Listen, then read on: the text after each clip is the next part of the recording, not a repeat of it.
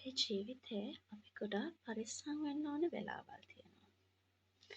අපි හිත රිදවීමකින් ඉන්න වෙලාවක නැත්නම් අපි කාත් එක්ක හරි තරහ වෙලා ඉන්න වෙලාවක අපි තනි වෙච්ච වෙලාවක තව අපි ගොඩක් ආවේගශීලී වුණ වෙලාවක මේ කිසිම වෙලාවකදීවත් අපි කිසිම තීරණයක් ගන්න හොඳ වෙලාවක් නෙමෙයි. මොකද මේ වෙලාවල් වලදී තමයි නපුරට ලේසියෙන්ම අපේ ජීවිතයට ඇතුල් වෙලා අනවශ්‍ය දෙයක් අපේ ජීවිත තුළ ඇති කරන්න පුළුවන් වෙන්නේ.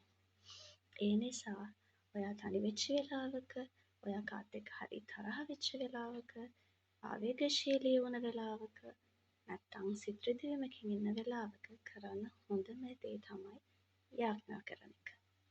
කෙනෙක්ට හිතන්න පුළුවන් මේ වගේ වෙලාවක කොහොමද යාඥා කරන්නේ? යාඥා කරනකොට කිසි දෙයක් කරන්න බෑ කියලා. ඉතින් යාඥා කරන විදි ගොඩක් ක්‍රම තියෙනවා.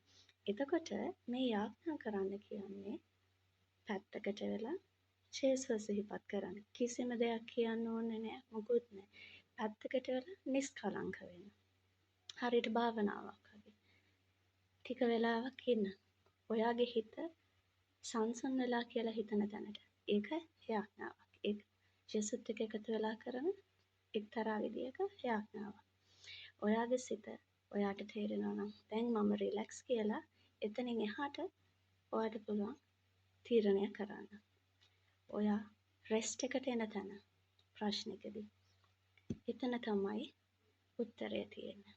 ඒ නිසා මේ සිටුේෂන්ස් හතරෙදිම කිසිම වෙලාවක ඩිසිෂන්ස් ගන්න යන්න එපා. නපුරට ඇතුල් වෙන්න ඉඩ තියන්න එපා. පරිස්සමෙන් ඉන්න. ඔයාලා හැමෝටම ජෙසුස්